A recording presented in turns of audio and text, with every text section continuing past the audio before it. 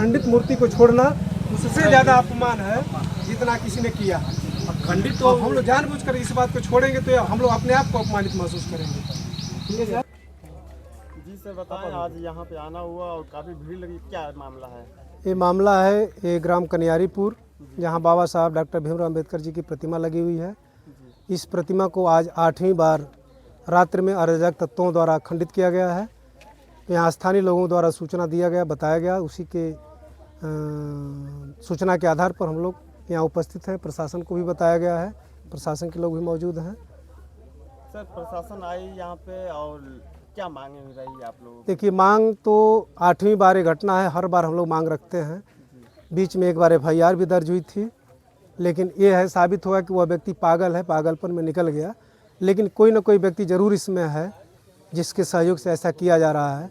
पिछली बार भी इस बात को रखा गया था, क्योंकि जयरामगढ़ से जब आगे बढ़ेंगे और फिरोजपुर तक जाएंगे तो बिल्कुल रात में सुनसान एरिया मिलती है और इधर मोबाइल की छिनैती वगैरह भी काफ़ी हुआ करती है। तो हो सकता है ऐसे ही लोग हैं जो चोरी चकारी करने वाले लोग हैं, जो बाबा साहब को अपमानित करने के लिए और समाज को अपमानित करने की नीयत से इस तरह की घृणित घटना जो करते हैं, बिल्कुल निंदाजनक है। और प्रशासन से इस बात को रखा गया है कि 8वीं बार घटना है। बीच में जो खंडित किया गया था, काफ़ी प्रतिमा में दरारें आ गई थी, लेकिन प्रशासन के कहने पर हम लोग बात को मान लिए और उसमें पेंटिंग वगैरह करके उसको सेफ्टी कर लिए।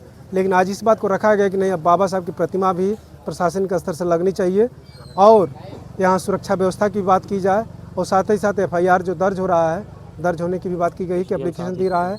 SDM साहब से वार्ता हुई है, तमाम आला अधिकारियों से वार्ता हुई है उनके SO साहब के द्वारा, और हम लोग भी यहाँ लगे हुए हैं और वार्ता कर रहे हैं और प्रयास किया जा रहा है कि नहीं, मामले को शांति तरीके से, चूँकि बाबा साहब के प्रति हम लोग का आस्था विश्वास है, उन्होंने संविधान दिया है और शांति तरीके से आर्टिकल 19 की व्यवस्था उन्होंने किया कि आप अपनी बात को शांतिपूर्वक रख सकते हैं और कानून का सहारा ले सकते हैं। तो उसी कानून के सहारे के आधार पर हम लोग शासन प्रशासन को सूचना देना, कार्रवाई कराना, लड़ना और न्याय पाना, ये हम लोग उसमें निहित है। ये प्रक्रिया चल रही है। अभी देखा जाए बाबा साहब की उंगली टूट चुकी है, क्या मरम्मत कराया जाएगा कि नहीं मूर्ति का? देखिए, बाबा साहब में हमारी आस्था है, तो खंडित मूर्ति छोड़ना हमारे लिए उनसे ज़्यादा हम लोग अपमानित महसूस करेंगे जो अराजक तत्वों द्वारा घटना की जा रही है।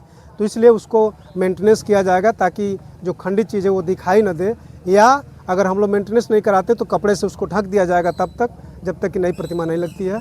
तो मेरे हिसाब से तो यही लग रहा है कि कपड़ा से ही उसको ढक दिया जाए।